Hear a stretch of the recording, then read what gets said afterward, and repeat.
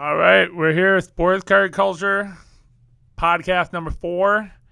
Let's get into it. October 29th, 2020. Thank you. For the record. All right, so Clint is chomping at the bit to talk about the World Series before we start. So yeah, I think we want to talk. Obviously, that's the big sports talker of this week. So before we start, the last game of the World Series, I fell asleep in my chair. I did not see any of it, so I'm not going to have any comment. So other than maybe learning. Those of you guys who are familiar with the Dodgers and the Diamondbacks, the Dodgers decided to go with like a non-traditional. No, I'm talking about the Dodgers. They went with a non-traditional starter. They went with their bullpen. Basically, they decided to say we're going to keep Walker Buehler for Game 7 if there is one, and we're just going to throw out guys are going to pitch an inning or two apiece. Right? I noticed that. So and then the Rays take a different approach. Well, the Rays literally, even though he didn't have their best year this year, Blake Snell was a previous Cy Young Award winner 2 years ago, and he was on the mound. Mm-hmm. And for those of you who watched the game, he was literally unhittable. He gave up 1 hit through 5. And the start of the 6th, he gets an out, gives up his second hit. Single? And literally, and this is, I wanted to talk about analytics in baseball. I've had a lot of conversations with my dad, a lot of conversations with guys who played in the older generation that are literally like infuriated by this modern managerial style that values math and analytics above literally the most blatant, obvious eye test of, I don't care what the math is telling you. You have a guy who's literally unhittable, and you're going to pull him 73 pitches in, which, by the way, we looked it up. Nuts. Jack Morris in 1991 pitched his 73rd pitch in the 5th inning, and he pitched 10 innings, right? So he's halfway there, you know. Right. I don't know what his total pitch count was, but it was well over 100. If I remember correctly. No, it had to be like 120. Yeah. All right, well over 110, I would guess. So literally, they pull Blake Snell, and then they bring in the pitcher from right up north here in Brainerd, Nick Anderson. There we go. Thank you. Nick Anderson, who's literally, have you heard his story, John? Do you know Nick Anderson? I don't know him at all. So Nick Anderson literally is from Brainerd. He was drafted in like 2012 out of high school, I want to say. Bounced around like the Northern League. Oh, wow.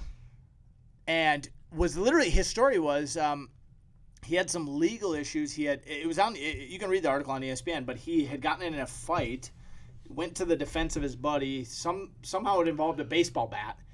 He went to jail, was on probation, went through this whole process, was like working construction a couple years ago, and playing in this Northern League. I maybe read an article about this. Gets picked up by first Miami, and then traded in this last offseason, and Tampa picks him up. So they bring him in. And here's the part that blows me away with analytics. You're telling me that like the best pitcher on your team, I don't care what the math tells you, somehow you're better off bringing in a human being. Now here's what I'll say about the math.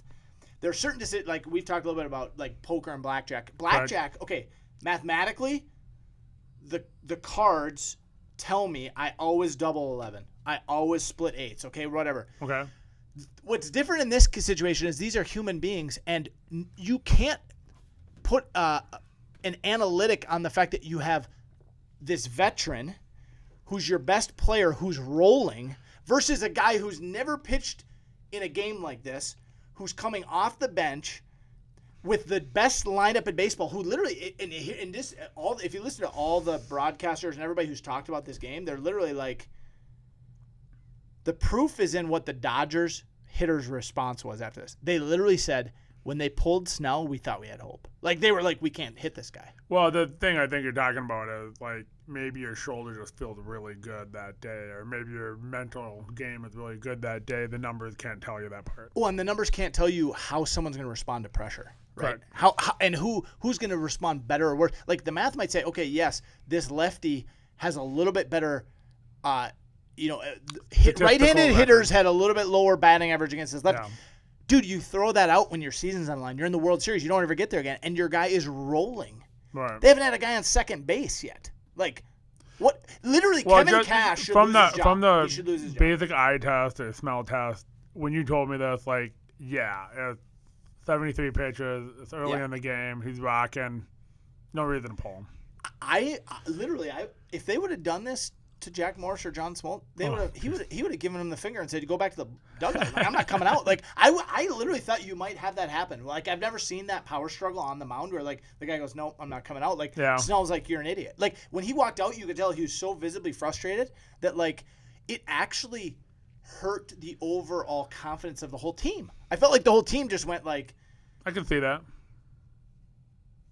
You just did something that literally like John, like all the analysts just tore into Cash, like, and his response was, "Well, I regret the decision because it didn't work out." No, you regret the decision because you're a bad manager and you don't know how to recognize when. I don't care if it's the third time through the lineup.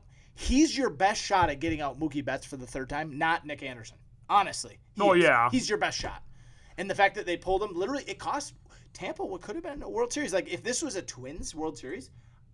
The problem is, and this is why I want to bring it up to you, I want to get your thoughts, is Rocco Baldelli, the manager of the Twins, is literally from this camp, this school of thought. Yeah. He's a Tampa Bay Ray. He's heavy in analytics. Mm-hmm. He makes the same decisions with our pitchers. Yeah. That you're going like, baseball they've lost their freaking minds. Like, when you're pulling a pitcher. Here's the problem with using, and this is I'm not mathematically. You're not an expert on. I'm not an expert on math and statistics, but I think the point that I'm with you on with, Game 6 that's on the line is math works in large numbers. The statistics works in large numbers. We're dealing not in large numbers, but the tiniest number we can is one game, and one or two hitters. You can absolutely should be able to throw out analytics because you're not trying to win the pennant. No, you're not. You're trying to win this game. And you know what? What got them there was this approach, but you have to be able to shift gears and recognize our best chance at winning this game is this guy, and we're going to ride our horse, and we're going down with Blake Snell because he's not getting hit. And if he gets hit, we'll deal with that later. But you feel way worse in this scenario when you take out a guy who's not struggling. It's not like the bases were loaded. You had a guy on first base with one out. You know what I mean? Like a double play. And it was the second hard hit ball of the entire game only. Right. And there was no sign of like, oh man, he's in trouble. It's like, oh yeah, there's a guy on first. I mean, nobody. Like literally, if you would have asked any manager, I feel like in the last 30 years, what they're doing there. Like I heard stories of I think it was. Lasorda or who was it? No, who was it? It was a pitcher, one of the managers for, gosh, maybe it was the Mets or like Tom Seaver or something. Uh-huh. And it used to be the opposite where the pitcher would come in and be like the 8th inning. He'd be like, I'm tired. And he'd be like, nope, you're going back. Like you're pitching a complete game. Oh yeah, like all these. That's funny. Well, because they would ride their horses. Like this is. Like, suck it up, man. We're in like you're Tom Seaver. Get out there. You're in Game 6 of the World Series. Like, what pitcher wants a ball taken out of their hand? Right. You know what I mean? Like. So I think it's bad for baseball, and I heard last night. I think it was Tim Kirchin talking on SportsCenter, and he said this might be the event that kind of balances out. I feel the over usage of analytics and like a lack of just discernment of your players, like you're saying. I can see that in high leverage situations. High leverage, that don't work out. That will be a catalyst for change. But I got a question. So. Yep. This is what you think. How do you feel? Gosh, tell me how you really feel. Well, it's. Like were you rooting for the Rays, or did you not have a horse? I actually was rooting for the Dodgers, primarily because I like Clayton Kershaw. Okay. And he's had such a cloud over his head about not being good at the playoffs, and he won 2 games and pitched great, and kind of like the monkey's off his back. So actually, I like that part of it. I wanted the Dodgers to win, but I was infuriated. If I would have been a Rays fan, I would have been like, "What? Like, literally, he's got to be fired." Like, yeah, I was rooting for the Rays. I wanted them to win. I thought the Dodgers had the better team, but at the same time, I'm with you. Like, I wanted Clayton Kershaw to have that World Series because he is the best pitcher of the last decade. Of our generation, and I've been following Corey Seager's career since he got drafted. Mm-hmm. And so there's a couple players on that team that I particularly like. Bellinger, you were there in 17. We were at the National when Bellinger was blowing up. You know, I mean, we went through all these guys. Like, there's so many of these Dodgers players actually who, like Mookie Betts. The fact that it still blows my mind that the Red Sox got rid of the league MVP in his prime. Like, very rarely do you see league MVPs leave in their prime. Can you think of one? I mean, Alex Rodriguez had one MVP. If you're rebuilding. Then, I mean, he was. The Red Sox haven't been rebuilding for a very long time. Yeah, which is weird. Like, And it's not like Mookie was old. I mean, if he played really well. I mean, yeah. I mean, hey Evan, can you pull up the rosters of the Expos for the last 20 years before they were done? I can tell you about 40 guys that. I mean, I don't know about MVP, but like. No, but that's what I'm saying. They traded everybody away. MVPs like usually you build around. I'm trying to think. Like, I think there's maybe an older MVP possibly. Yeah. Not a younger. And guy. an MVP. Let's say, Betts is what 27. Yeah, he was like 28 or something. Yeah, so like, no reason. MVPs after the 34 or whatever. Yeah. No big deal. Like it happens all the time. But like a guy who you're like he's not. I don't understand why we're not willing to. Yeah. Red Sox just. And actually, you know what? I'm glad Tampa lost though. If I look at it in hindsight, so Tampa built their team the way the Twins are trying to build their team, which is low budget. Two guys, Kershaw and Betts, make more than the entire Tampa team.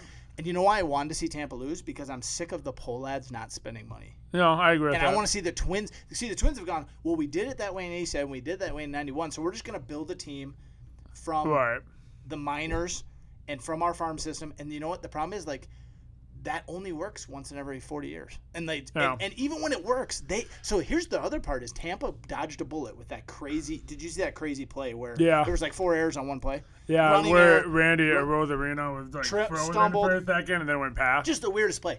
Like that tied it up 2-2 in the series. Mm-hmm. And then to see them blow it by pulling a guy – you want to see two teams play – their best players, everyone's healthy to find out who wins. Right. And you feel like you didn't get that chance with this. Like, although I will say everybody who's a baseball fan that comes in the shop, they're really happy with the series. It was a very exciting series and very. It would have been cool to get to Game 7 too. Right. Yeah.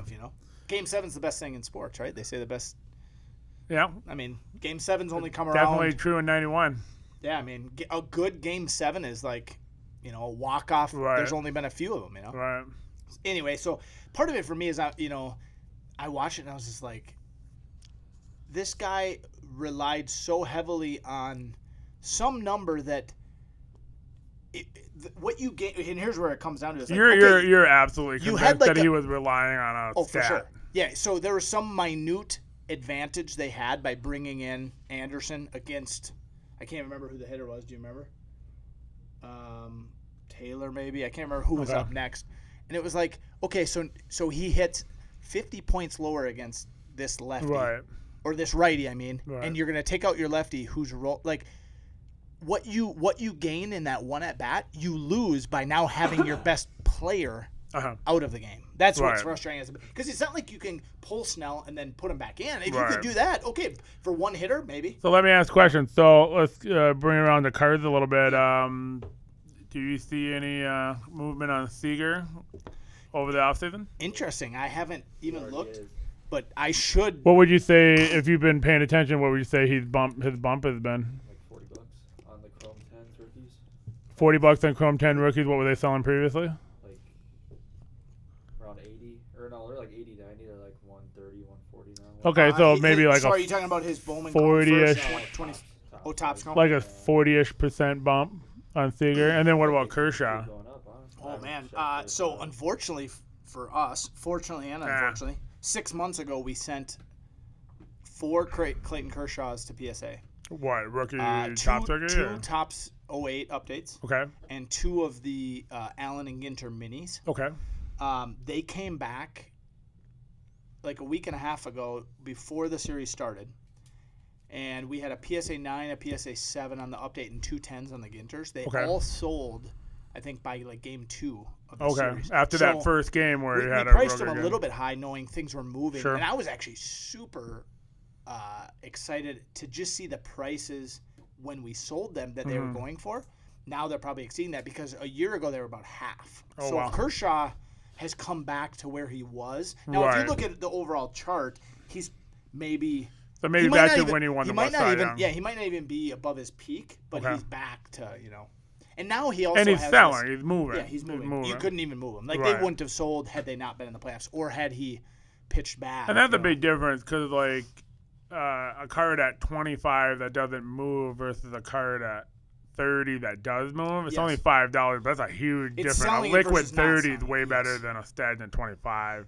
Like not $5 difference. Well, because let's be honest, something's only worth what someone will pay for it. So even if I had a Kershaw, I hate that line, by the way. So We should talk about it. So, but here's my point: is do I really have $100 card in my inventory if it's not selling? Right. Do I really have? What do I really have? So, Right. if let's say I had those 4K back and we priced them at the market, but they didn't sell, well, they're not worth that then yet, right? They haven't been liquidated. Well, the reason why I at hate the that. line is because there is a market, Yes. and if we're not dealing in goods that are particularly unique to where the range is so heavy that we really don't know what the price is. So there's always, like, when you're in a card. Say more about that. So when you're in a card group Yep. in Facebook, someone goes, "Oh, how much is this?" And they're like, "Well, it's worth what someone will pay for it." And I want to punch that guy in the face. That's not like, what I mean. It's like, look. That's not what I'm saying. No, I get that, but I'm just saying I hate that line. It's because it's like, look, if there's been 10 sales at 100, Yep, it's worth 100. then it's worth between 90 and 100. And Like, it's 110, really yeah, liquid at yeah, 90, it's yeah. really liquid at 80 to 100. And if you It's don't, not what anybody will pay and for it. you- It's 80 to 100. and you don't want to, if you don't want to sell it, price it for 120. Right, and right. Wait till the market. If and you so, think the market. and so I've always hated that line because it's like, no, there's a market for things. There's a general price for things. I used to be a real estate agent. Yep. There's no house. They always say there's no such thing as the same house, but there are. There are 3 bedrooms in the Yep. same city in the same Yep. block. They have 2 There's bathrooms. comps, yes. That have 2,000 square feet. Yep. And yeah, this one's blue and that one's yellow and that one's on another Sure. street. But It's got different school we can figure out district. the Yeah, price. you can figure it out. Yeah. But let me say this: this is true in sports collectibles, and this is related to liquidity, like Yeah. what you're saying, and it's related to volume of sales. Sometimes the only thing rarer than an item is actually a buyer of Right. that item, because if you have an item, and that statement, I partially agree with it in the right context. And I Right. think the context is I have an item that hasn't traded for 10 years. Yeah. There are 10 of them that have sold in the last 50 years. Yeah. But one hasn't come up for sale for 10 years. So now it's worth what someone's going to pay for. Right, but and what that but means even is still, yeah. it's not $20. Like if you're talking about something that's sold for $3,000 and $8,000 and $5,000, maybe we have no idea the price, but it's not $20. Well, let me say this. To your point, you just got a great order back, and you have a Shaq Yeah, 93 beam team, 92nd year. second year beam team. So that's an insert, and it graded a 10. Yep, And how many were there? 9, pop 9. So, and this is it's worth what someone will pay for it in the good context. Because Right. people, I don't think that phrase necessarily means something's not worth much. I think it could be, you know what they say? I think the people saying it, the way Sure. you said it, I Yeah. didn't take issue with. I just don't like the line. It's Yeah, like pack it fresh. gets like, overused. Sure, yeah. If you say pack fresh, I don't want to associate with you, You're like- even a little bit. you can head down the Yeah, road just with your like, pack. get out of fresh. my shop. I don't want to touch you. But no, we were talking about it Yeah. before, and I had put so the rookies are going for 6,000, the rookie Yep. beam team, Mhm. and I was trying to extrapolate. Well, there's only 9. There's none for sale. I put 1,000 on it. Now I've never owned $1,000 card until 4 days ago, I love it. right? And I'm going. So to me, that's a lot. That's gonna pay for the entire ordered grading fees, right? Right. And so I'm like, oh, that's a lot. But then I'm going, am I low I think you on are. this card? And we talked about that. Well, and this is where, as they say in an auction, it only takes 2, right? No, correct. But in a buy it now, it only takes 1. It only takes 1. But the problem with that is, it can only take 1 in your disservice versus in your favor. True. So an auction, actually, on a rare, scarce item. Now, here's where auctions get a bad rap: is if you auction an item where there's a huge supply of them, it's going to always go under the supply value. Correct. But if you auction an item, Almost always, always, unless someone literally like we've had it on KBID where people two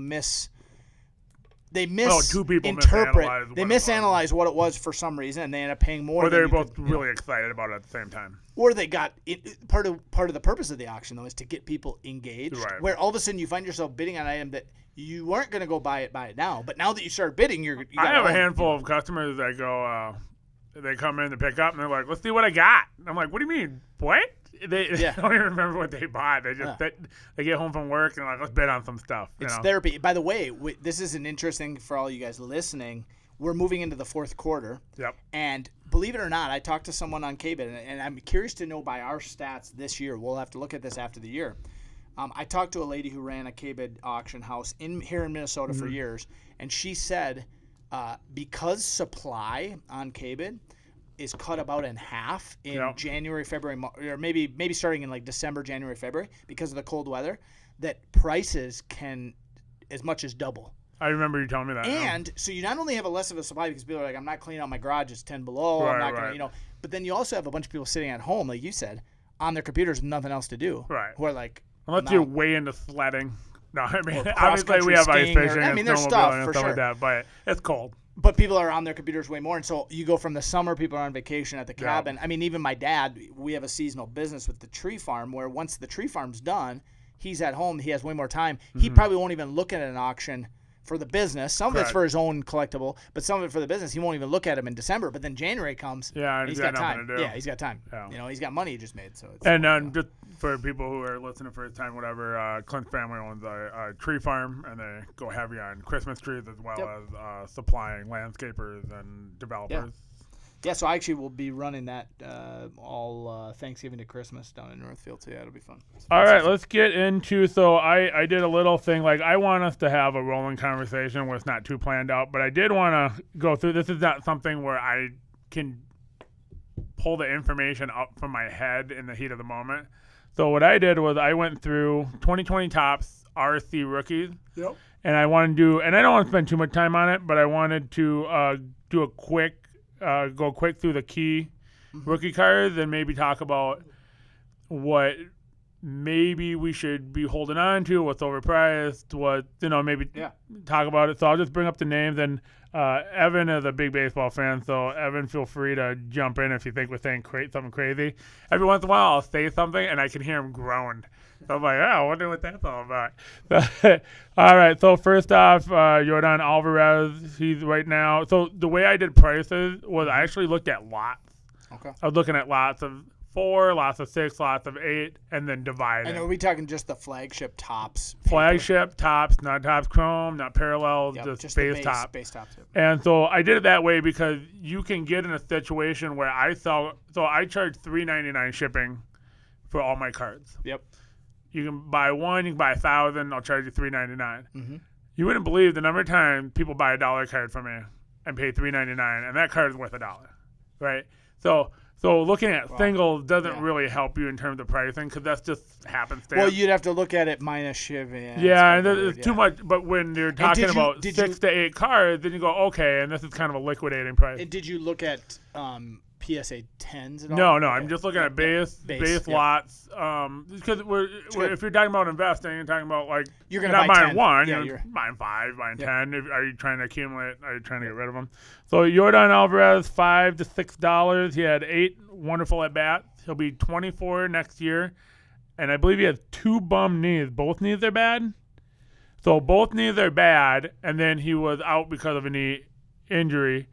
So he's had technically 2 seasons of being called up, and he's played a combined Yeah, no, he was rookie of the year last year. Yeah, but he played very few games. That's correct. He played he got to the minimum by bats or whatever. But yeah. And then so then the one other thing I wrote down is what their highest what round they're drafted in. Yep. And because I want to talk about that at the end. Sure.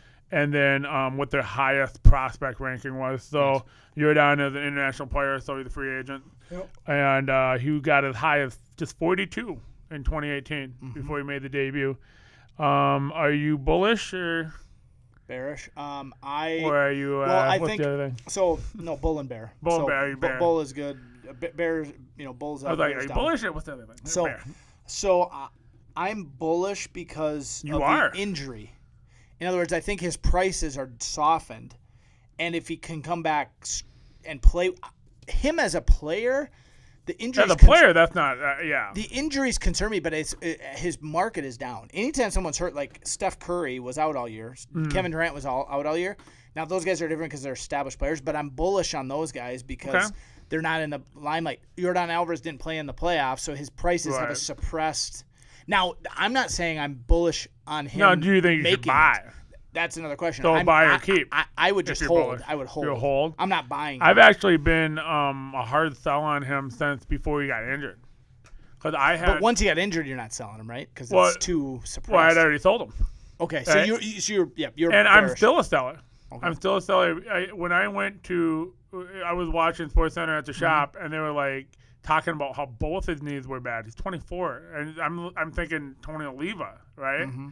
And so I'm going, Tony Oliva's great, but just kept getting hurt. Mm-hmm. And so I'm particularly bearish. So that's kind of fun. I mean, and my bullish is a short-term bullish. A short-term bullish. I think if he comes out and has a good month of opening season, then definitely. Yeah, I'm not saying I'm holding. Okay. I would hold him long term. And maybe we should. Yep.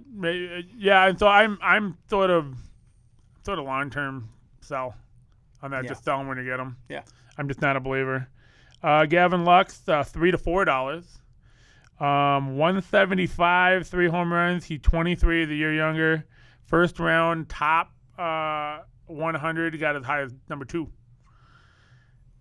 I am a big buy on Gavin Lux. I have been. I know he struggled, but so did Mike Trout. Mike Trout got sent down after he got called up. So. Yeah, I'm a big fan of Gavin Lux. He didn't make the World Series roster, right? And I'm a big fan of him. I think I'm in terms of pedigree, in terms of everything. I'm bullish on Gavin Lux. And at $3 to $4, so you're buying at almost half of Jordan. I just want to see your list real quick because I want to bring up a guy if you don't have him on here. It'll be on there. No, I got all in there. Yeah, it might be on the back. Oh, okay. Oh yeah, my guy. I'm the most. All right, let's wait till he comes up. So, what do you think of Gavin Lux in general? And if you don't have an opinion, because you're just like, I didn't pay attention, because I was super discouraged when I heard he didn't make the opening day roster because there was all the hype about him, and he didn't even get called up. And I know some of that was like missing a bus or something, right? It wasn't all like performance based. He had some which that's concerning too, like. I need to maybe fact check that one to make sure but I thought there was some sort of off the field issue. Okay. Yeah, more to be seen. I have very little opinion. I would argue that his market not being on the World Series, having a poor season, but his pedigree is so high. Mm-hmm. And, at $3 or $4 versus $5 and $6 on Jordan, I'm going to go heavy. Yeah, Lux. I would go for the price between the two of them. I think Lux is a better buy. He's in the right city, on the right team. Yep. The Astros are going to be hated for a long time. And here's the other thing. The Dodgers, this is funny because we're talking about a batter, but the Dodgers pitching staff is so good. Yeah. And they're so young and so high ceiling. We might see them in the World Series 3 out of the next 5 years. Yeah, the Dodgers, their lineup. And so if Lux is a critical part of that, that's a big deal. And what brings people value, I think, in baseball, it's championships and it's playing in the playoffs. And I think I can't wait to see the day Mike Trout plays in a World Series. That's got to happen, right? I mean, anyway. Maybe. Next one, Kyle Lewis, one of the best performing prospects, 262, 11 home runs. He's 25. He's older than both of the first two we talked about. First rounder, never was in the top 100. I use MLB as the top 100. MLB, he might have been on Baseball America. What do you think? All the way on Lewis. Lewis is one of my favorite because he's got power. Mm-hmm. Power as far as sports cards. Now I'm not analyzing their performance purely as far as like who's better for you. Like home run sell cards. Yeah. More so than I think Lux is a little bit better. Oh, by the way, he's player. 3 to 4. He's selling for the same as Gavin Lux.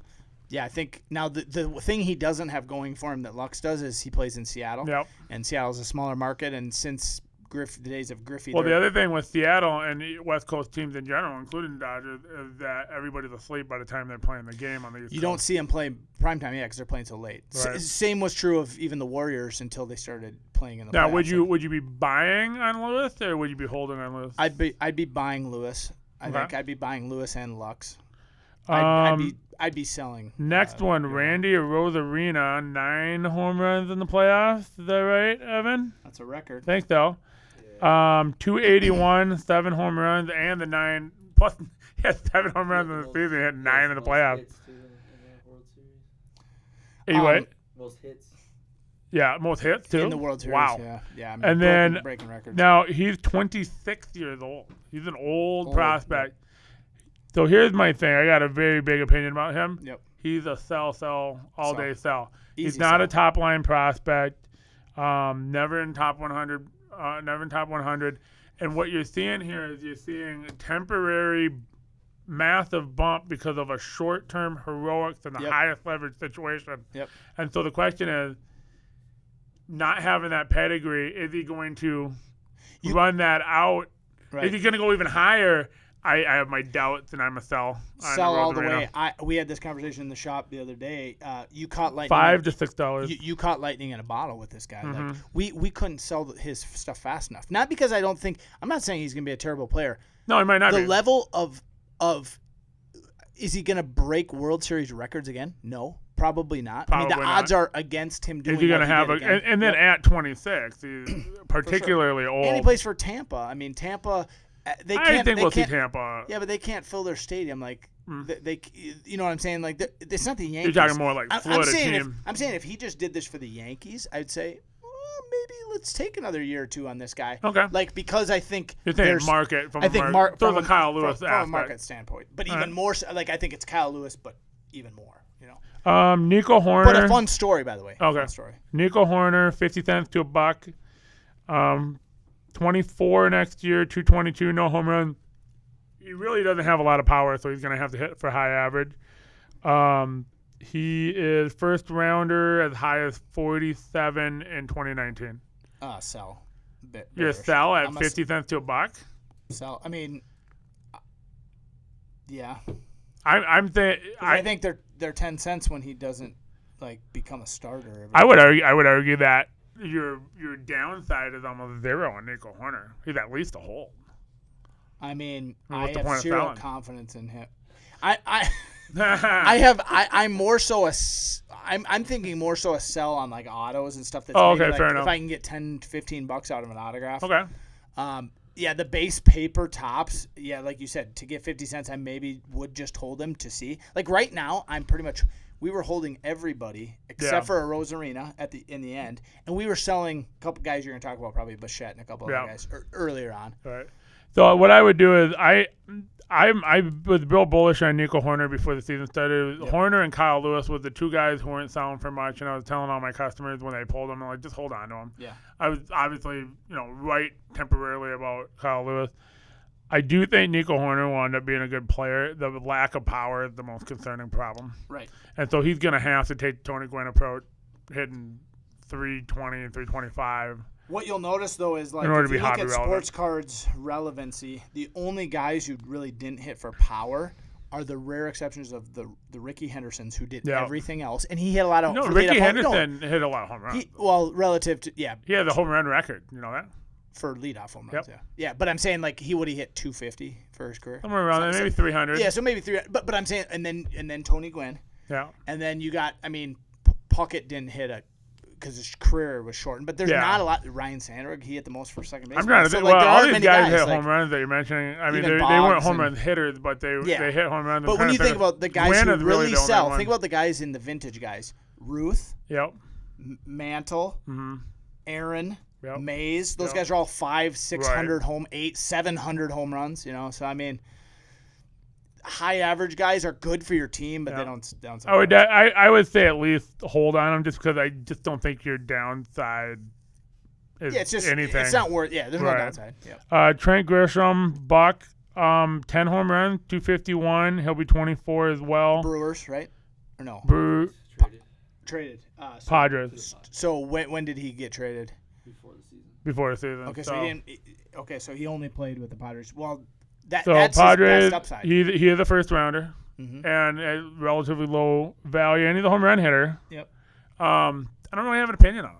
I just never saw him that bad. I don't think he was hot for a couple weeks. He was. The upside with him is that they have the most exciting young player in Tatis on his team, and so they look like they're gonna be a lot better. They won some games in the playoffs. So and, okay, so then. There's two aspects then. You got Machado and Tatis. So is he going to be overshadowed on the Padres on one hand? Yeah, but then is he going to go to the World Series on the other hand? So yeah, it's like, would you rather have the third best player on a team that's in the playoffs or in the World Series, or the best player on a team that never makes it? Now at a buck, I'm probably holding. Yeah. Just I don't know. For whatever reason I'm not accumulating, and I don't know if I can explain that in words. Yeah. Next up, Aquino. Do you know how to say it? Aristides Aquino. Sounds like Aristides Aquino. Aquino, yeah. 50 cents to $1. He's dirt cheap. He had a ton of home runs last year. And then he's they called him up at the very end. 170, 2 home runs. He's 27 years old. He's super old. Yeah, he had like 15 home runs in like 13 games. Yeah, last it was year or nuts. It was something crazy. I'm thinking that's a flash in the pan. And he's a red, which, Joey Votto's the only red since like the big red machine that's. Well, here's the other thing too: is at 27, he doesn't have really an opportunity to accumulate any stats, anyways. Yeah. So in terms of career, Unfortunately, I graded a lot of his stuff after the end of his year. So at the end of last season, we send baseball in the off season to get it back for the next year. And unfortunately, I attend a lot of his stuff. I actually just sent some of his stuff to auction, just to unload it. Like I had a gold rainbow foil 10, and it was like. What's the point of offloading that though? I mean, when do you get rid of? I mean, we talked about that with Luca last week. Because literally, you might not be able to sell it. Okay, but why not get rid of all the everything else and just keep the 2 best cards? Don't believe in them. Okay, I literally think here's the other problem is like, so he didn't play at the start of the season. Yeah. And then they called him up at the end. He hit 190. Do you think they're gonna even? Do you think he's even gonna touch the field to start? Literally. He'll be 27. My window to get any value out of his cards may have just closed. Now, to be clear, in baseball, 27 is a magic number year. Mm-hmm. It's a breakout magic number year. So, in cards, especially if a guy hasn't broken out by 27, so if he's 28, the chances of him ever doing anything is actually very low. Right. So 27 is this weird magic year where if you look at all-star players and stuff. Well, that's good because Byron Buxton's 26. Yeah. So hopefully. Oh, man. Everyone in Minnesota's holding their finger. How old is Sano? Okay. Yeah. Oh, my goodness. Yeah, maybe they both hit 27 the same year, right? Brendan McKay did not play at all. He's actually still a rookie. He's still rookie eligible for next year. And is he pitching and playing No, he's just pitching. I don't believe they have him hitting at all. Okay.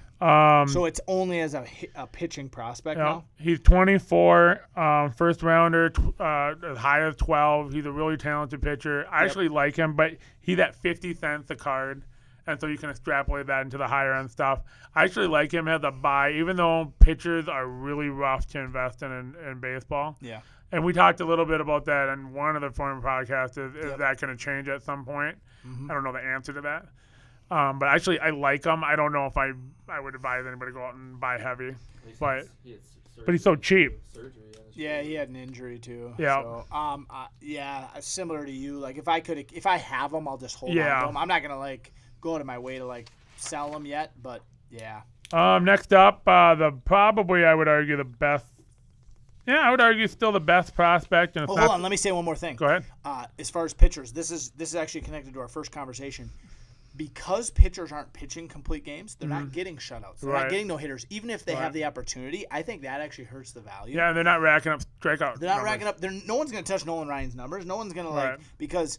So when you factor in that you have a bunch of these guys who are going to be on analytical teams where they're going to be limited to 5 innings anyway, I think that even does more. So I would agree with that.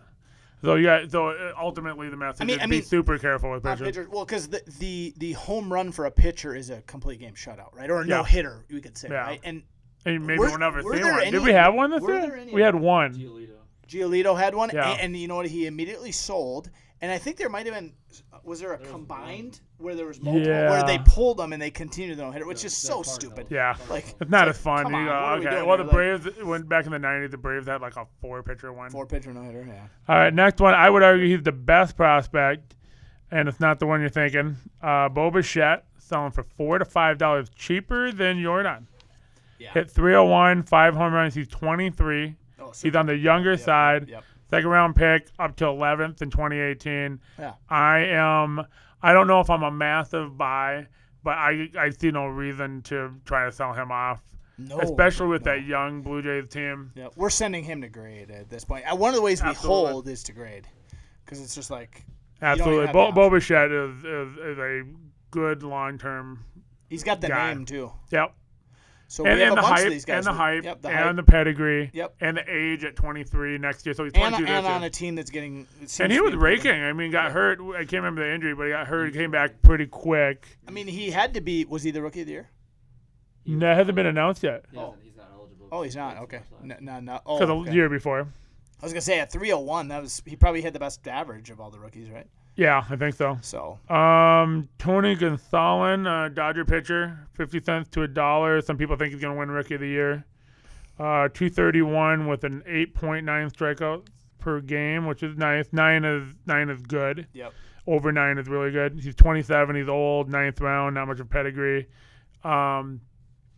I'm just kind of a no. I don't think he's going to sell anyways. I just think I would just blow him out. And if he wins Rookie of the Year, get rid of anything nice of him. That's what I would do. For sure.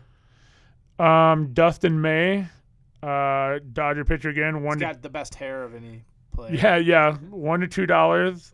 257, 7.1. He's 23. He's young. 3rd round. Got as high as 32. I noticed his stuff actually was selling, obviously, when they were playing, and he was pitching. What I've noticed about Dustin May and another prospect we're going to talk about is there's a lot of articles being written about him, about just the movement on his pitching and how exciting it is to watch him pitch. Yep. So I think that's kind of a big deal. I think the hair actually is a big. Do you think the average American sports fan watches these guys? Like, I'd be curious. I think they watch the clips because you're a baseball connoisseur at a level that I would say very few of our listeners, very few even sports fans, I would agree with that. Right, have done the research you've done. Yeah, baseball and watch as much. Yeah, it's a special breed. The question is like, But here's what I'm saying is when they're writing articles. Yep. Or little clips, watch this pitch he made. It's amazing, and it takes you 1 minute to digest that. I think that's a big thing. Yeah, that's. I thought multiple articles like that because he does that nasty stuff. Yeah, no, he does. I think the hair is part of it. It makes him part of a character. And he's in the right city, and they're going to be dominant for a while. Right team, right city. I mean, I still think Walker Buehler's the best pitcher on that team now. I think he's better than Kershaw because Kershaw's on the way down. Kershaw's obviously first ballot Hall of Famer. He's, done it all now. But I think May's going to be the I think at the price at $1 to $2, I think he's worth buying. Yeah. And then, again, you can extrapolate that if you like to buy autos and you like to buy go back to the Bowman first autos and stuff, yeah. Just got into a fight. What just happened? On Bridgewater. So we're watching the Panther-Falcon game. Man, what did you guys think about that Andy Dalton cheap shot, dude? That guy should literally not play another game this year, I don't think. Did you see it? He was sliding. He gave himself up. They went right at his head. Oh, that what happened? And knocked him out cold. Out cold. His head, it was – and now you're, down Dak and you're down Dalton. I mean, there's, on a play that, Right. It wasn't a bang-bang play. It was, the guy gave himself up, and you went right for his head, and he concussed him. I mean – So moving on. So next one, Zach Gallen. I'm going to tell you right now, I'm big up on this guy. Who's pitcher for the Diamondbacks, 50 cents to $1, so dirt cheap. 275 with a 10.3 K per 9 rate. Wow, that's high. Nobody knows because he plays on the Diamondback. 25 next year, 3rd rounder. He was never a ranked pitcher, but he broke Aaron Seeley's record for most games at 3 earned runs or less to start a career. Wow. And it was 27. Yeah, it's not. It started from last year into this year. Very elite pitcher. Now, here's the thing. If you're buying, you might have to be buying for until his rookie contract's up and he goes on free agent market, hoping that he goes somewhere where people will notice him. Right. But definitely keep an eye on his numbers and his play. If this is true, though, the Diamondbacks are going to be a lot better because they have one of the best young prospects in that Christian Robinson. Oh, there you go. But he's still probably 3 years away. He's a few years He's a very young But he's young their best 5-tool guy in their minor league system. So that Gallen's the guy I like a lot. Lewis Robert. Probably the most exciting prospect. Thank you for not saying Robert. Robert is not his name. Not his and name. actually, his last name's not Robert either. So early in the season, we did a YouTube video, and you can listen to it. Just Google Lewis Robert, how to say his name, and they look for the video. him in a press conference. He says it, and there's a rolling R in there that Americans can't say. So if you just say Robert, you're right. It's not Robert. I had a customer who's 13. He comes in. He goes for Jason Dominguez. He goes, it's Yasan Dominguez. I'm like, it's not Yasan. It's got 2 S's. And so what? It's got 2 S's. No, right, but it's not Yasan. Are you sure? Right, because I Google it. I go, there's no way. We Google it. He's named after Jason Giambi. Okay. So little trivia for you guys. What's another fun one? I've heard some people saying Yasan. Justin Hebert instead of Herbert, the quarterback. I'm like, no, it's not Hebert. So Lewis Robert, obviously $9 to $12. He's the most exciting, the most hype prospect. Yep. which, by the way, tells me Bo Bichette at 4 to 5 is a damn steal. He doesn't have Bo Bichette does not have Luis Robert power, though. No. He might never have it. No, and he doesn't have the speed either. Luis Robert looks the part, dude. But at Did you see that home run he hit? 2 to 3 Did you times see the home value? run he hit in the second game of the they got knocked out in the first series? Right. What did he hit? A 440. 440. He hit a 440 foot home run. It was like it was one of the top 3 or 4 home runs I want to say in the playoffs ever hit. Yeah. It was unbelievable shot. And he plays defense. And So he's here's on the a thing. team I'm not that's, disparaging Luis Yeah. Robert, but Yeah. I'm just arguing for the value right now. I'm thinking that leads into Bo Bichette. I still think he's a buy, steal. though. I mean, I still I think do. Luis Robert's a buy. His prices are way down. Yeah. Now they're down, yeah. That Topps rookie was 22 to 30. Yep.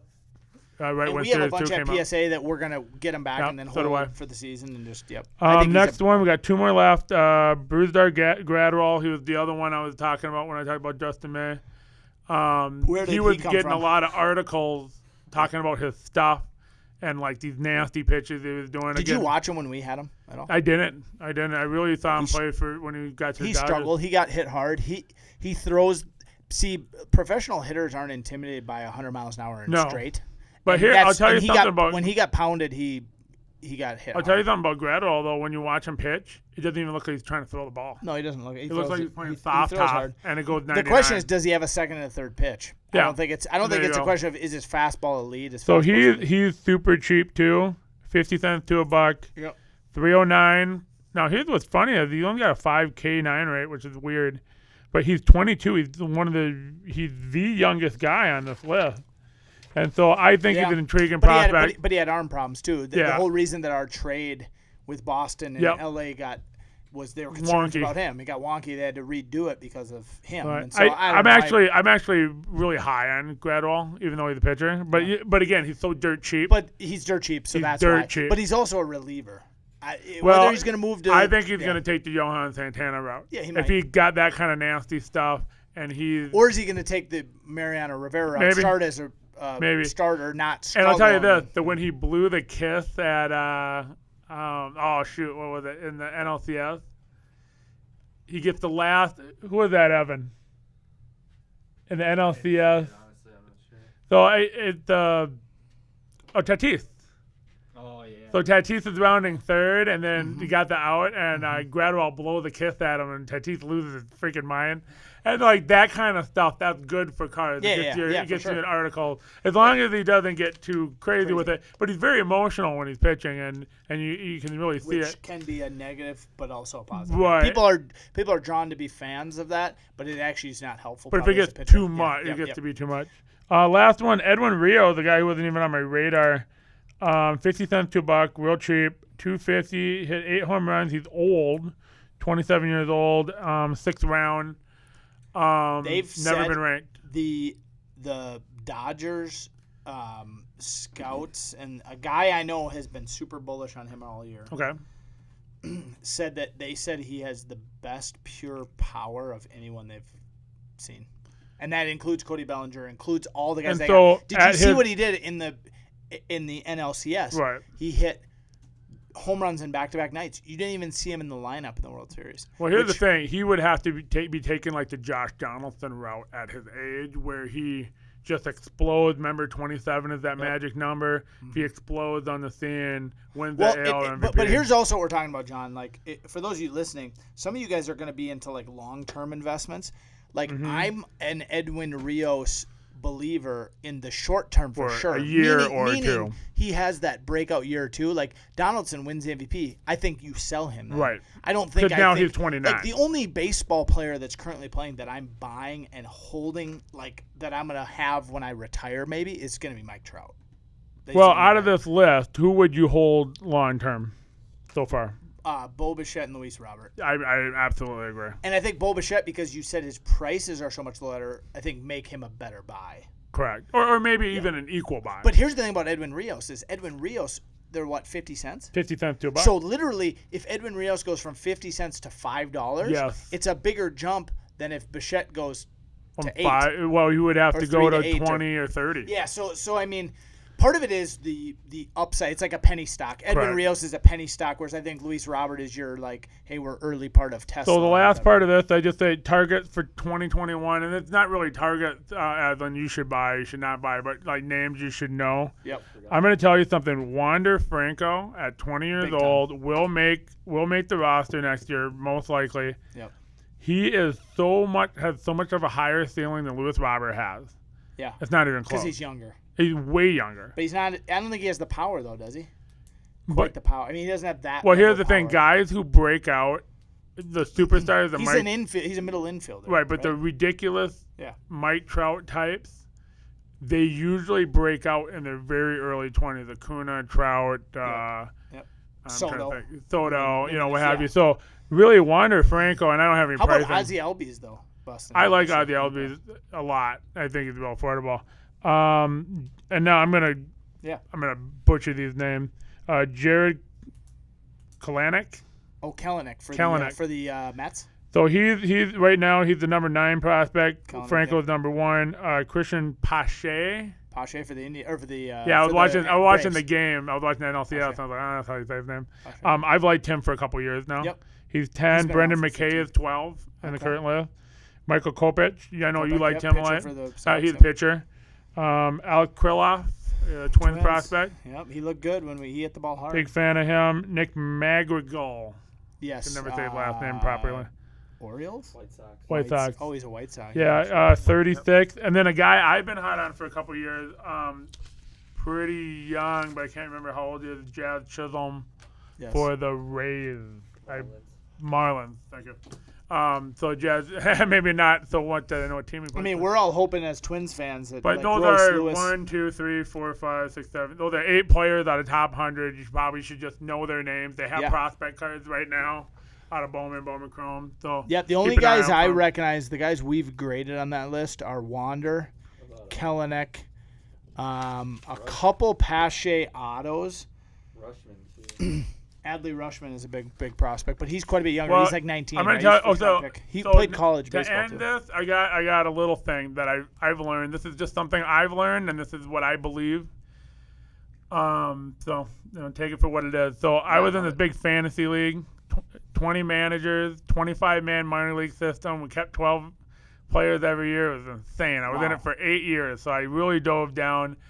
I looked at, I took like maybe 50, 80 of the most previous Hall of Famers, and this was 2008 I did it, and I was looking for trends, like what round were they drafted in, when did they really break out, all these things, and I've learned one thing: the round you're drafted in is huge. The guys in the league would make fun of me. I wouldn't tell them how I targeted people. Yeah. And when I finally told a couple, they would mock me. Oh, you gotta come because he's a first rounder. Yeah, you know why? Because if you look at a Hall of Famer, this is long-term investing here. If you look at a Hall of Famer, once you get outside the 3rd round, it's non-existent. There's Mike Piazza and basically nobody else. Yeah. 3rd round, there's Mike Piazza. Pujols is in the 5th round. You want to know? I'm out. You want to know It's another? ridiculous, You want to the know round. another fun stat though? Do you What's know? that? Do you know the first overall picks? Do you know how many of them ended with a career batting average above 300? Well, it's going to be very low. Well, there's how many picks? I would assume. I don't want to say there's like 50. Okay. Out of 50 number 1 overall picks, there's And what's the average? there's over 300. Oh, well, 300 is hard to get. Even Ken Griffey Jr. But didn't we're hit talking 300. the number 1 pick. Yeah, but Ken John. Griffey Jr. didn't hit 300. But how many people end up with a career 300? I don't like this. Hundreds. 5. 2. Okay. Guess who? Well, not Griffey. He had 299. Nope. Yours truly, Joe Mauer. Okay, fair enough. Number 2, Chipper Jones for. Oh wow. Okay. It's only 2. Chipper. No, but 300 is the high one. Like if you But it's really not wanted for to a see. number 1 overall pick because you're. Yeah, but it is. No, because okay, I'm gonna limit. I think we how should- Many, how many baseball players finish their career? with a Right. I batting think average? that's the question. And so it's like if it was like 275, I think that sort of makes it more interesting. And so if it was still like 4, then that would be very telling. Yeah. I suppose. I think 300. I mean, if Ken Griffey Jr. didn't do it, like, what do you want from us? Yeah. Well, and Bryce Harper, we don't know about some of But- these guys because their career's right. not over. And so, yeah. for round is a big deal. And then really, in terms of being that top flight guy, before 25 is kind of a big deal. Well, and there was an article in 2014 in the USA Today that said for major league hitters, 280 is the new 300. Meaning, Why is that? Because I think the elevate and celebrate, trying to hit the hit home analytics on runs hitting home runs is like they've undervalued the single. So they've basically said if we can give up 20 points in average for an extra X amount of home runs, it equals. And more if we're runs trying to do that, then 280 becomes the new standard. the new 300. Interesting. So you see a progression towards. So I do have a quick, exciting, super exciting. Yes. I had bought out my very first client. He wanted to just sell out of his inventory he hadn't been picking. And maybe he said he might start picking in the future. This is a clothing client or? Yeah, an apparel client. But he sent me a bunch of junk over the years. Like, I only wanted apparel, and then he would, like, sneak stuff in. But he was my first client, so I sold it anyway. So I bought that out, and I took all of that, and I just threw it on K-Bid, right? Yep. And so I get a sale. I took it all off eBay, so I thought. I get a sale for a Willis Reed nesting doll, like a bobblehead SGA thing. And I'm pissed. And I'm like, I look at it and I go, and one of our dealers, Matt, was here, and I was like, no. Yes. And I'm like, he's like, what's going on? I'm like, I don't know the answer yet. I'm looking, nobody bid on it. Wow. Sold it for $28, and nobody put a $5 bid on K-Bid. Score of the week. So somehow in that auction, just as the one that recently finished. Yep. Nice. Score of the week on that one. Wow. So it's not a long story, but it's my victory. Speaking of scores of the week, we actually for the first time bought a significant Pokemon collection. I wanted to bring that up to you right now. For those of you who are kind of tracking the market, Pokemon's taken on this huge market share. We've seen, like, for example, the first edition Charizard PSA 10s. Yep. Like 5 years ago, they were like 8,000. Like last year, I think they were maybe like 20. Now they're like in the 150 range. Yeah. So literally, we're talking like 7x return on a high-end card. On a high-end card, yeah. And so all of a sudden now you've seen this huge flood to Pokemon. Well, we just bought a big collection. Sent, I think, by far the most we've ever graded in one batch. I think we sent like 28 Pokemon cards. Some of those being customers. Sure. And I've literally been having phone calls on almost a daily basis. Yep. I don't know if you've gotten any of these. Oh, well, I have. Yeah, but people. I'm not talking about regulars. Someone that's never called before saying, "Hey, do you carry Pokemon singles?" I've had a number of those. Like, so clearly, and I was actually at a shop here in town tonight before I came over to meet John. And there was a case with a guy who had some Pokemon. There was like 6 or 7 empty spaces where cards clearly had been displayed. And they said last night, one customer came in and bought them all out. What are your thoughts? And talk a little bit about the Pokemon. Well, here's the thing. Like, the big resurgence in sports cards is that 20-year cycle. Cards were super hot in the late 80s, early 90s. Yep. Cooled off. But all the kids, and I say kids not as 6 and 7-year-olds, but 11, 12, 13, 14, and then you kind of wane away. Well, we're all turning 40. We all got kids. We got high-paying jobs, and we want to do something that's fun again. And cards are fun. Disposable income. You need a hobby. Absolutely, you need a hobby, and you don't want anything that's reckless or dangerous. And well, there you go. And something that you can share with your kids. And it can be a social thing, right? And so Pokemon is hitting their 25th anniversary. Yeah. Next year. But here's the thing about Pokemon.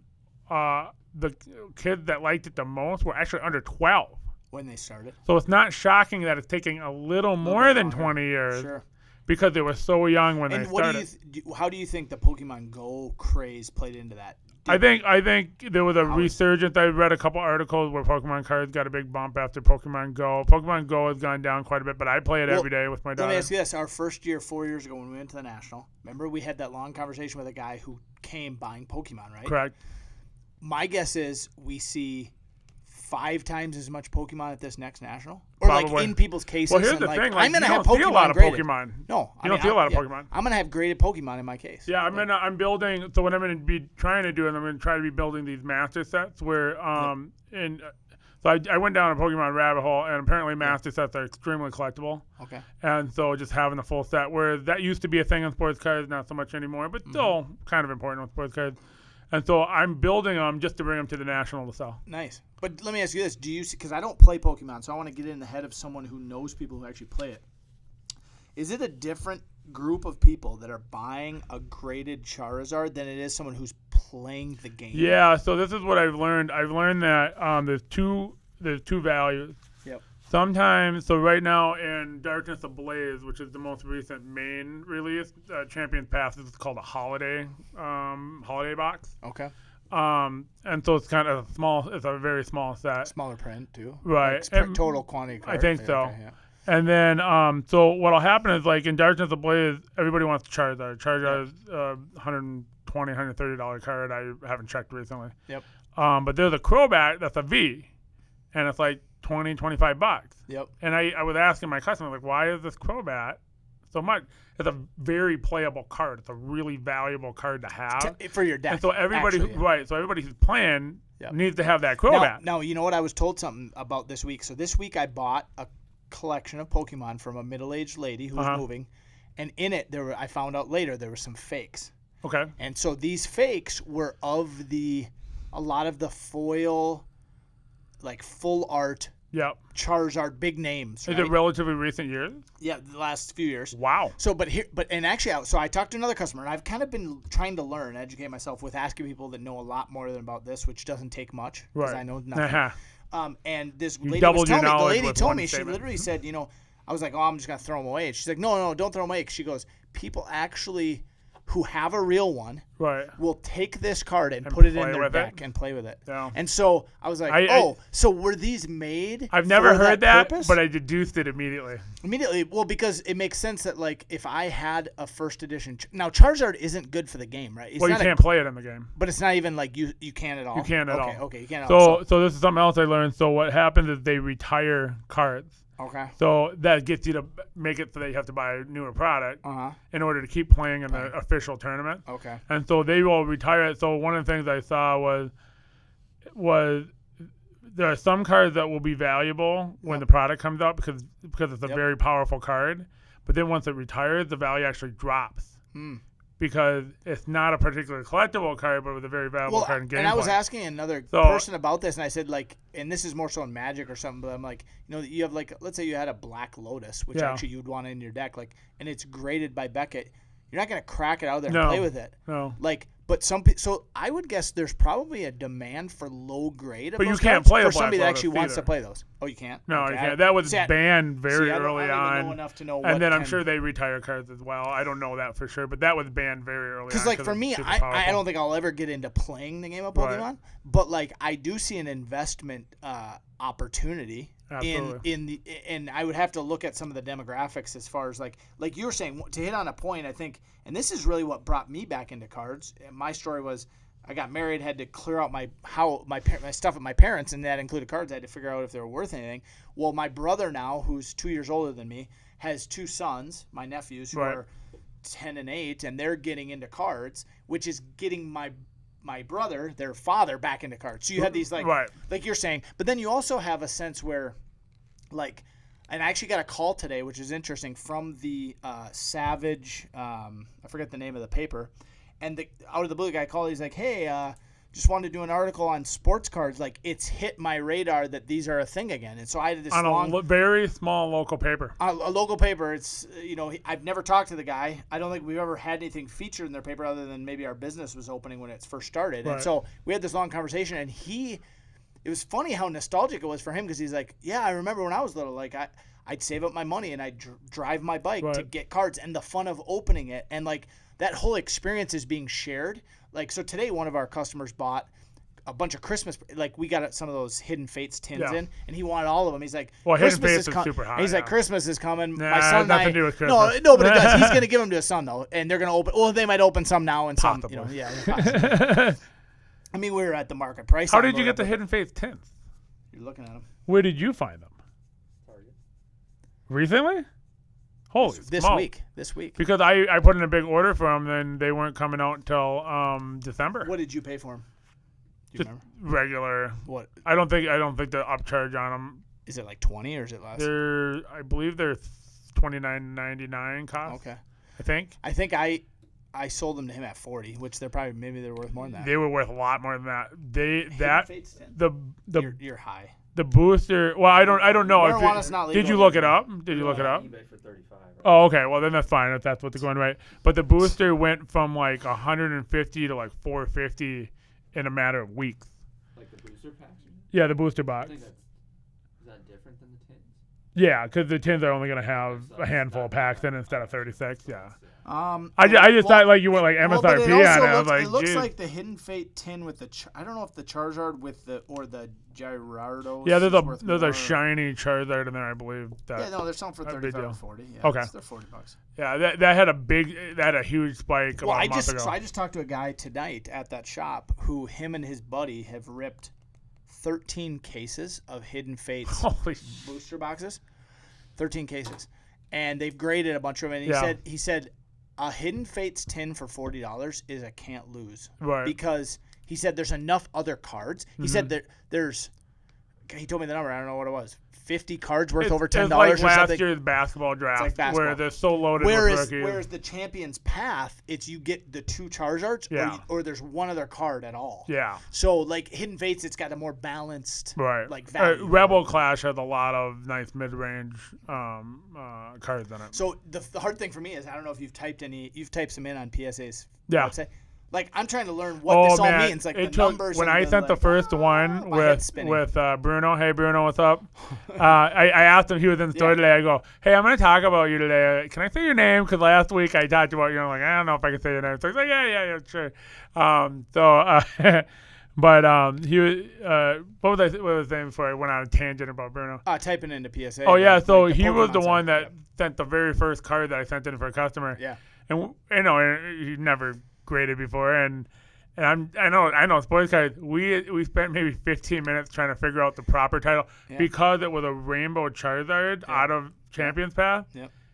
There hadn't been one graded yet, or at least not in the automatic Well, population. and if you don't type in the right order, Right. it won't pull the automatic one out right away. And So there you was know- no automatic Well, you know one. what I did though? I was fortunate to be a little bit later. Because Yeah. I've sent a few of those. Is I went on to sold listings, found one that was Yes, graded, yeah, made and sure I just had the same copied it. title. Right. And And then so you're there like, wasn't any graded because it was Yeah. like he pulled it like for a few days. Yeah.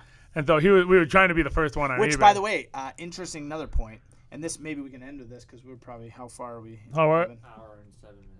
Yeah, we 7 minutes? Oh, no, we got a little bit of more time.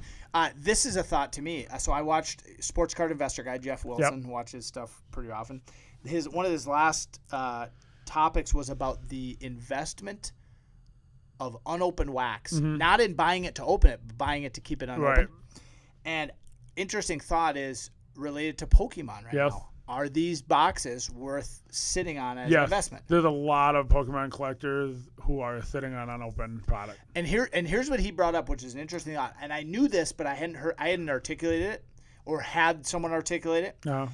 You have an inverse relationship with the value of unopened boxes and the actual singles when this is the interesting thought is, so let's say a product like 20, let's just say 16 Prism basketball. Okay. The more of it gets open, not Yes. only is there a lower supply of it, but the more that gets open, the more cards get graded. Yes. The higher the population report goes, which can actually work counterproductively against your single because Correct. there's more of them available. And then you throw in the other factors, right? With how popular right now breaking is, are people doing Pokemon breaks? Do you know? Like I've been trying to investigate that 'Cause and trying to that's- figure I out don't know how you if there's a way you could break it properly. I would think Yeah. maybe rares and ultra rares and like do a hit draft for the rares, Maybe, right? Or maybe. you have to is there a way to distinguish? I'm gonna talk to my Pokemon guys and be like, is there any way to do Because group if- breaks on this? And here's why, because if Pokemon got the breaking interest, Yeah. it would increase the demand Oh, even more absolutely. so for the so and Absolutely. one of the But we reasons got to figure out how and one to of the, do it. and a customer made a hilarious comment that triggered all these thoughts about wax, unopened wax as an investment. And I'm sitting on some personally, and I'm thinking about buying some higher end. So I'm thinking about buying Right. some 03 LeBron stuff. I'm thinking about Wow. buying some Oh, 2000 man, Brady you're stuff. rolling heavy. You know, putting like 5,000 or 10,000 into some. Sure. And here's one of the reasons. And one of my customers said this. He goes, and he's a business owner and he's fine financially, but he said he's like, if I hit the lottery, the first thing I'd do, like frivolously, Yeah. is buy an 86 Fleer basketball case and open that thing. Oh, jeez. Because he can, right? And so part of the thought, Yeah. and you know what the thought triggered is, like, there's a certain amount of people that have money that they go, It doesn't matter the cost. I want to do X, and there's always going to be a massive demand for that. Understand too, unopened product, and when it comes to grading, is Schrodinger's cat. I don't know if I'm saying that right, but you probably learned about this on Big Bang Theory. But Schrodinger's cat is some janky cat in a cupboard, and you don't know if the cat's alive or dead until you open the cupboard. Right. And that's unopened wax. So when you have a box of cards, until the Zion, so if you got NT, until the Zion gets pulled, the 101, you got a little bit of a Zion 101 in every unopened box until it's found. And let me add something that even adds to the value on top of that, is the fact that in 2009, if you would have bought an unopened box of basketball and kept it unopened, you'd have been like, when you would have opened it, you'd have been like, man, I hope I get a Blake Griffin and a Tyreek Evans, because he won the he was the rookie of the year, right? But if you kept that box unopened, here's the other thing you garner. You garner the success of the entire draft class. Correct. And you don't know who that's going to be. Correct. But here's how I would compare. Well, this would be for last year's basketball. I don't know who's going to be big. And so for a stock investor, I would compare this. So one of the things I'm investing in is solar energy. Yep. And rather than trying to pick the solar company that I think is going to blow up and figure out the technology to make solar so cost efficient that everyone owns it. Correct. Rather than trying to pick them out of a haystack, I bought the ETF of all the solar companies. This is like an index fund or a mutual fund. It's not a mutual fund. It's an just exchange-traded fund. Stock, so you own a portion of all of them. Right. Which some of them are going to go out of business, and one of them is going to explode. Correct. And you own them. And buying unopened wax is the same thing. Because you don't know. This year, John Zion are the guys you wanted. 10 years from now, we don't know who it's going to be. Right? Might not be either one of them. And so if you buy every draft class, I think the success now the difference with Pokemon is you don't have maybe you do. Correct me if I'm wrong. Do you have a Pokemon that is unheard of all of a sudden gaining value down the road? So I don't know enough to know the answer to that, but I do think that like what you get is kind of like in Marvel and comic books. And maybe if some of my Pokemon guys will listen to this podcast, maybe correct me. Correct us, help us. But what'll happen is there'll be a comic book. I do know this. There'll be a comic book that's kind of whatever, and then they'll make a movie about it, about that character, and then the comic book will take off. You saw that. And then the first place that he was seen in a comic becomes the big. So I can see with all the merchandising Pokemon has, and they're going to put out movies, and they're going to put out different. Have there been any big motion picture movies? There was one about Meowth or Meow 2, I believe. Yep. And so me and Kirby were watching that one. And so you can, just by the virtue of making a movie and featuring a Pokemon, you might get interest in that. But there's no way to really project that unless you're looking at, they're making a movie. And then I heard early reports that some janky Pokemon's in there, and then you're going to buy them all up. And then people are like, I really like that guy because they made a whole movie about him. That's very true in comics with comic books movies. So that's a different dynamic. So the current event that affects Pokemon is a movie. It could. Yeah. Or even in the cartoon, like sports cards. The interesting thing about sports cards is they're directly connected to like real life events in a way that like it feels investing stock wise. Like all of a sudden there's an announcement. You're still making a projection. I don't know if someone's going to hit a home run. I don't know if you're going to hit 50. I don't know that. I'm projecting that. Well, and the beauty of buying unopened wax and sitting on it versus buying singles is there's lower risk because if I buy a bunch of John Zion, I might be right.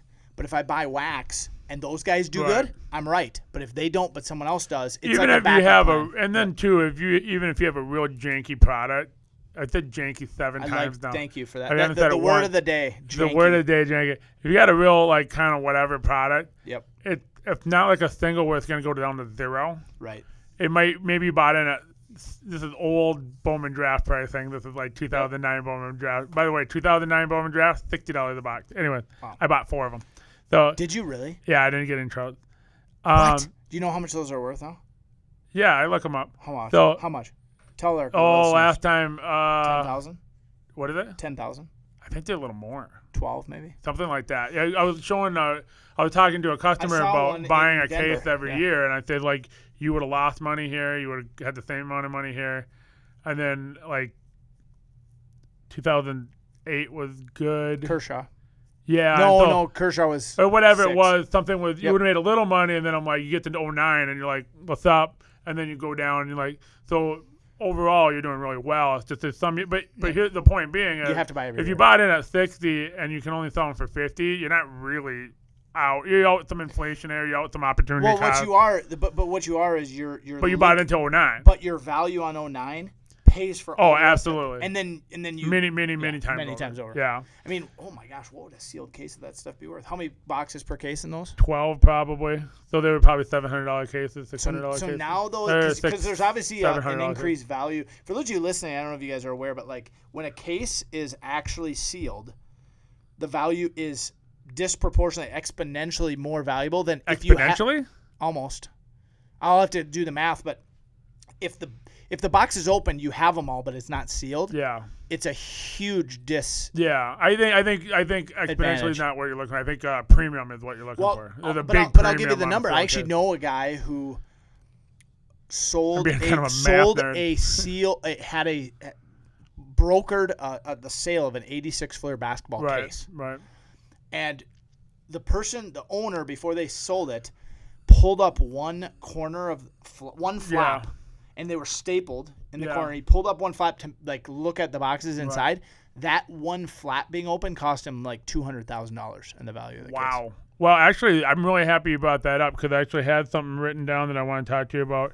Yeah. So I had a customer come in 2 days ago, and brand new customer. I'm talking to him. He's digging through his dad's cars. His dad was with him. They're just like real friendly guys. And I told him the story about getting Kirby Puckett's autograph. My pen ran out of ink. He thought that was the funniest. His dad thought it was the funniest thing he ever heard. He felt a little bad, but whatever. So, so I'm talking to him, and we're kind of talking about cars, getting back into it. And I said something that we said last week in the podcast because the stuff that we talk about in the podcast, stuff that we're talking to our customers about. Yeah. And he goes, "Oh yeah, you said that in the podcast." I was like, "What are you talking about? Like, the only people listening to this are family, friends, some customers. I never met you before." He goes, "Oh yeah, I was searching for card shops, and then I saw your name, and I Googled your name, and then the podcast, and I like podcasts, so I listen to the podcast." Nice. I'm like, "You're the greatest customer I've ever met in my life." You know, so podcast brought someone into the shop. He had some nice older stuff, you know, he was telling me about, and he has one or more boxes of '89 Score football. Nice.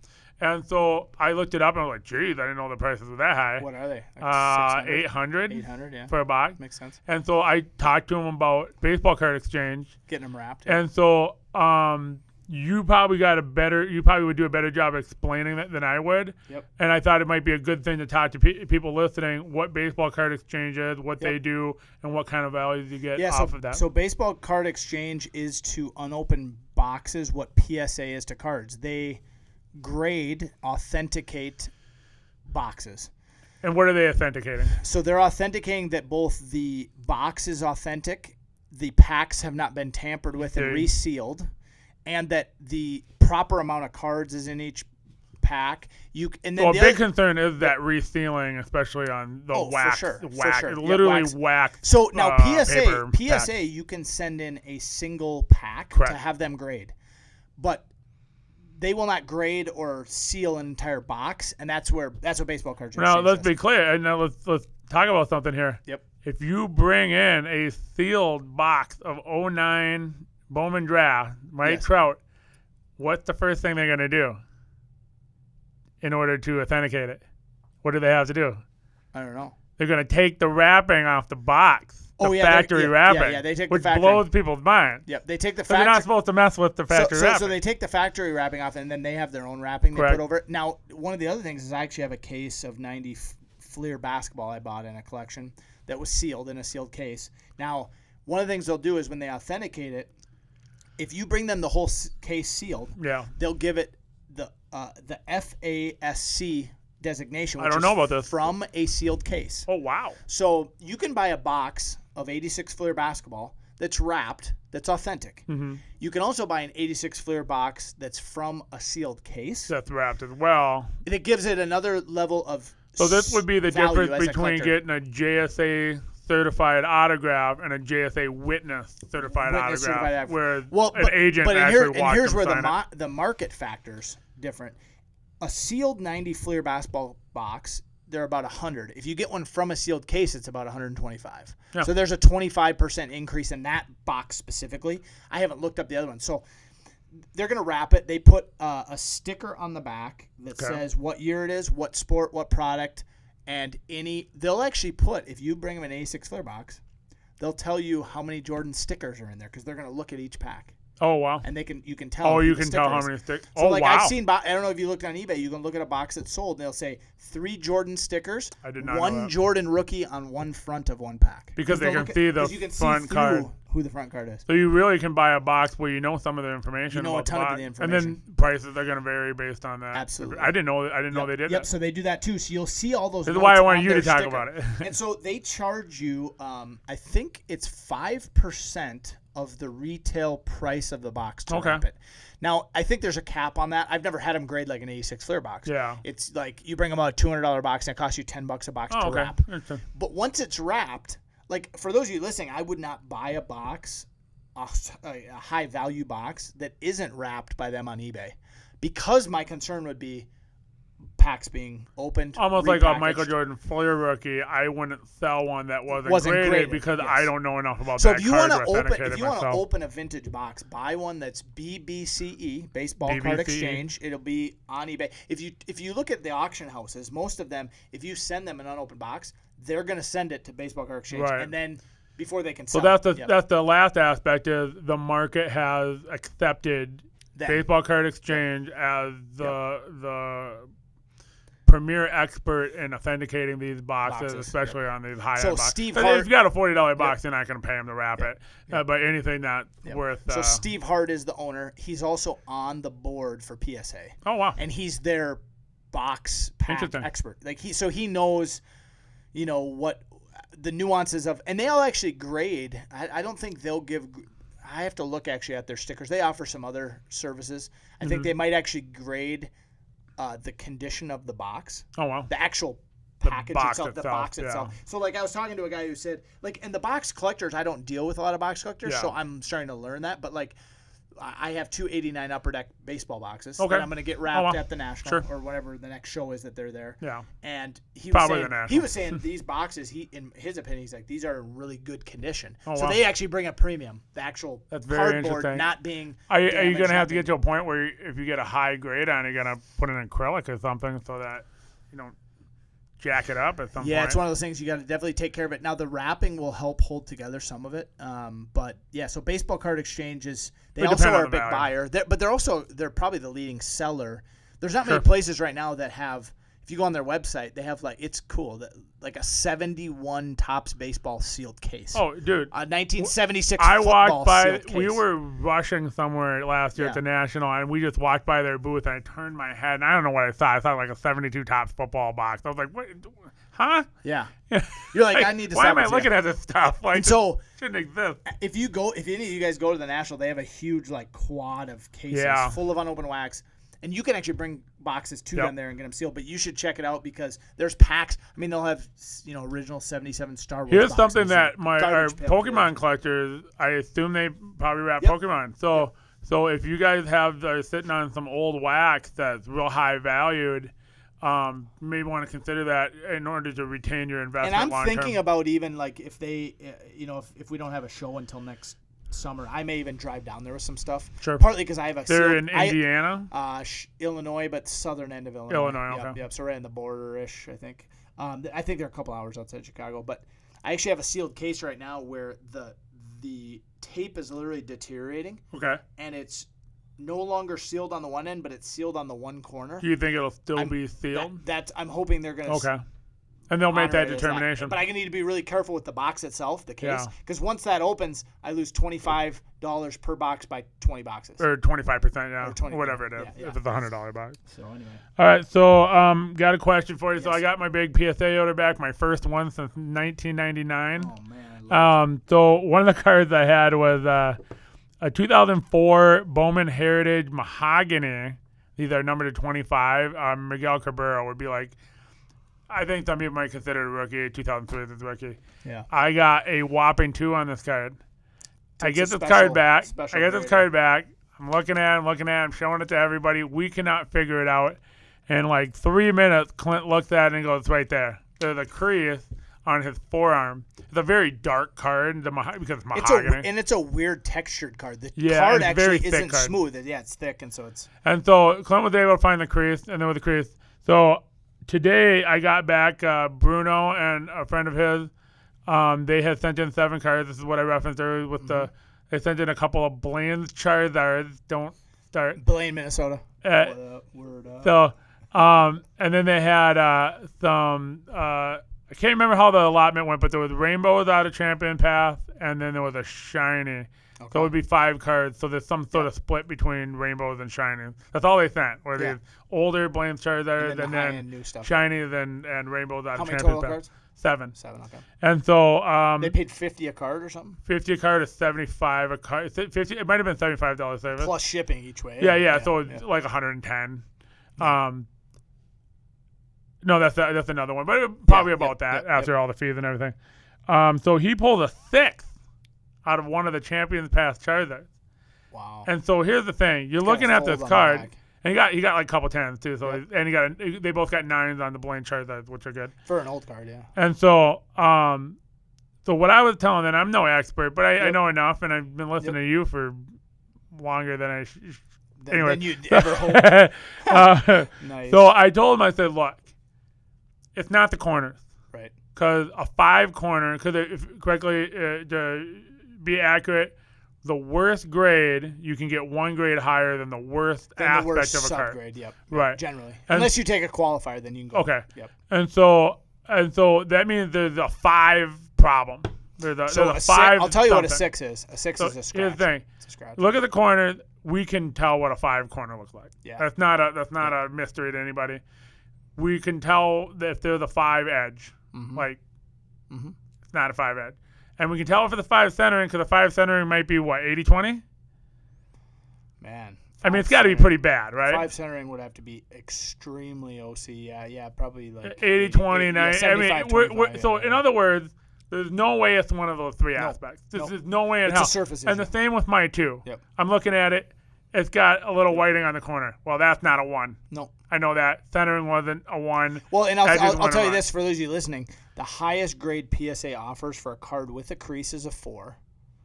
So everything else could be 9. Again. The highest grade you can get with a crease. With any sort of crease, period. Is a 4. Is a 4. So you could have a perfect card, and if it has a crease, like the faintest of creases, you can have a 4. So it's not a crease on this card. I'm very happy you said that. So it's not a crease. So there's no crease on this card with a 6. It's a scratch. But it has to be the surface. Well, I'll say this much. It has to be, or it could be a very significant, like, edge, like, gout. Like, there, it could be. Yeah, well, I mean, those cards, they do come up on the edges, but that's natural for the card. Right. I mean, that's part of how they make these cards. Yep. So I can't imagine that was the issue. And you didn't see a bunch of white on the back. No, you didn't see like a big whiting. fingernail like there's no whiting. gouge. But here's the problem with that Charizard. That Charizard is so foiled and it's textured. It's textured, yep. And it's so shiny. So it hides stuff. And I told Bruno, I was like, you'll find it, but it's gonna be hidden in there. Now let me ask you a question. I don't think those cards would take a heavy fingerprint. But like on Prisms, I've seen where there's a fingerprint on the card. Yep. How much do they downgrade straight it? up fingerprint? Like if you can see the fingerprint, I can see it. Probably like an 8. Okay, so it's probably not a fingerprint either. No. So what do you think it might be? I think it's a. So now let me throw a caveat out there. Those of you guys are like, I mean, I swear I got a 6 that has a crease. How they designate the crease? Yeah. So like a crease generally has to go all the way through the card. Okay. You can have what's called like a surface. No, you could have like a surface ripple, where it's only on one side because the card's thick enough. Yeah. And they could hypothetically not factor that as a crease and still give you as high as a 6 with it. So my guess is that's what he has. Because we would be able to see it in the back. Yep. If it went all the way through. Yeah, a crease you're going to see all the way back. Now, the other thing that PSA factors in on whether they designate something a crease or a ripple or a scratch is how significant it is to the eye appeal of the card. In other words, if you have it on the front but not the back, it's a bigger deal. If you have it on the back, they can actually grade the card a little bit higher because you don't see it. But here's what's insane about that 6. It's like we got 4 people looking at it and we can't see anything. I'd love to look at it. And so here's the thing. Like, I mean, you might have to crack it out. Could it be a print line? Nope. That we can't see? Nope. Is that a such thing on a card like that? Print line's never going to be a 6. Okay. Not a fingerprint. I've seen a not massive a print line. be like an 8 still, 9. You can still okay. That's good. I've seen information. that. I saw one on a 90s refractor where literally they missed the refractor through the middle of the card. Oh, yeah, I've seen so that. you set yeah. this line where there's no refractor, and it got a 9 still. Okay. So that's good information because Yeah. that was a question I was going to ask you just for myself Yeah. about print lines. So we're thinking not a crease all the way But now through, it- but maybe a topical crease. But now let me say this: if you start compounding the issue where you have a slight corner issue, you have a little edge wear, and you have a print but line, why? not because it's lowering all the subgrades. So in other words, you Right, but if we're 888, then you have 5, then you have a 6. you got a 6. Yep. Right, But if you got 9995, you still have a 6. Yeah, but if you have 9997, you have an 8. But if you have 9995, you have a 6. You know what I'm saying? Like, so Okay. if you start throwing in like one or two other issues, What do you think the likely issue is? Scratch. Something that we can't. You think It's of a It's scratch a scratch. Yeah. because it's so shiny, so whatever, and then we're not seeing So the scratch. a scratch is the most common 6 for us. I've had a lot of surface scratches where like a chrome card Yeah, has a They're scratch. notorious for scratching. And chrome cards are hard to crease actually because they're pretty dense Right. and hard.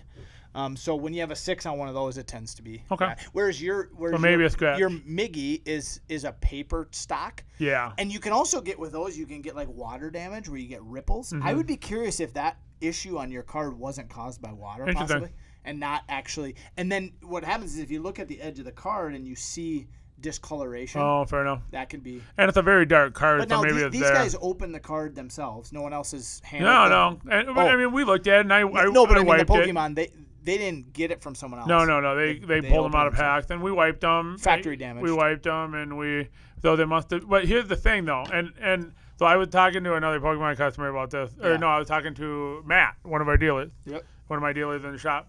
I go, the thing that drives me nuts about the Pokemon collectors is when they're going live, they like to pull the cards up and show it. And they don't. And I swear, The cards it are drives running. me nuts Yeah. when they get to the ultra rare. They know there's one there because you can kind of tell. Yep. And they're sliding that front card. I would much appreciate when they got there, they would take the card and pull it off of the card instead of sliding it up the card. Yeah. It drives me nuts every Well, time because I see them do Pokemon, I would guess grading. So grading's new for most sports cards. that maybe people in could the last be years. a scratch It's because even of newer. that. Yeah. Well, it could also be a factory No, sure, absolutely. dimple indentation. Sure. I mean, there's all It could be a sorts of- dimple. Yeah. Yeah. We Like, talked but about that. I'm not talking a dimple like a print mark. I'm talking about like Like an it's indentation. physically yes, dimpled yeah. into it. 'Cause And it's this not gonna is be a a 6. textured card, too. You could have print dots all over and still get like a 7 or an 8. All right, I got one last thing to talk about. So just as a personal thing. So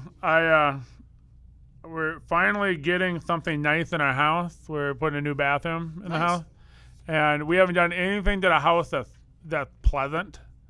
So like new roof, new siding, new HVAC, none of that stuff's Yeah. fun. So finally, and so what happened was we got a air quote bathroom downstairs. Okay. It's one of these things they made in the 70s where they put up some paneling and threw in a sink, and there's a drain shower on the cement floor. So I've used this bathroom 2 times in 11 years. Okay. Like, I refuse to use this bathroom. It looks like people were murdered in this bathroom, and there's bad boy. spirits in there. Wow. And I won't go in there.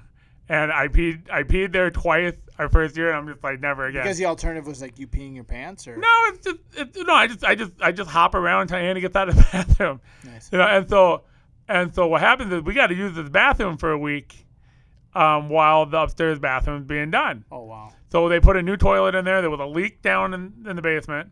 There was a leak in the sink upstairs. The subfloor has got massive holes in it, just rotting away. So it was like good timing to do it. Yep, get it done. But so I just want to tell this little story. So Nice. this morning I wake up. So I normally get in the store. I open the store at 11. I usually get here like 10:45. Yep. Right? Because I work till midnight, 1, 2 in the morning, and I cut it close in the morning.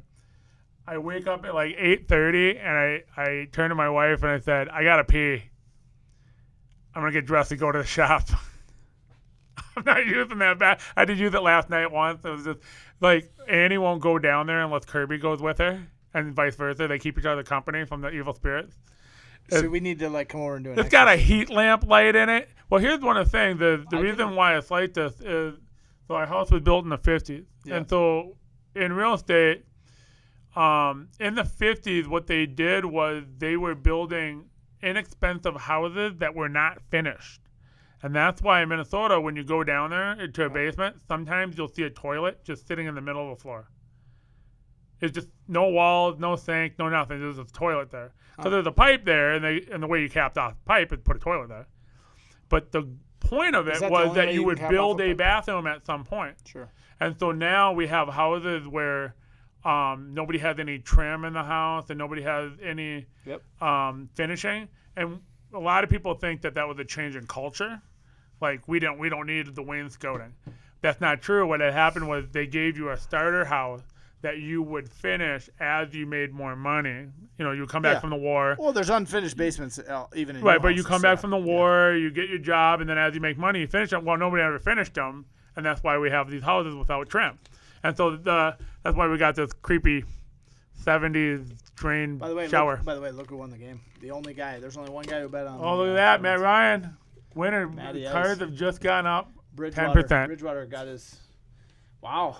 So we feel a little better as Vikings fans. They beat us. Now they beat. Yeah. Now we'll get number one pick on the road. Better shot at number one pick. Yeah. Right. Yeah. So that's my personal news. So I'll be living at the store for the week. And he also said, "Hey, do you want to see what the bathroom looks like?" I go, "No, I'll look at it when it's done." So let me ask you this, John. Why are you opposed to like going out and using your front yard, like just peeing on a tree? Peeing on a tree. Yeah. I grew up in the farm. They could. Okay. I got neighbors who are quite close to us. Okay. Yeah, I'm pretty sure I'll get arrested. Even at 8, they'd be out there. Yeah, possibly. Do you have anything else for us for this podcast? No, not much. Just get out and vote. No, I'm just kidding. Get out and vote. Yeah, you're gonna be one of them. Voting is very serious. Get out and vote. Just do your civil vote duty. if you want. All right, so I think that's what we got for the night. Thanks you for listening. Podcast number 4, Sports Card Culture. Have a good time. I said have a great night last time. What was the word of the day? You might be. What was the word of the day? Janky. Don't have a janky. Don't have a janky time while listening to this. Have a good one, everybody.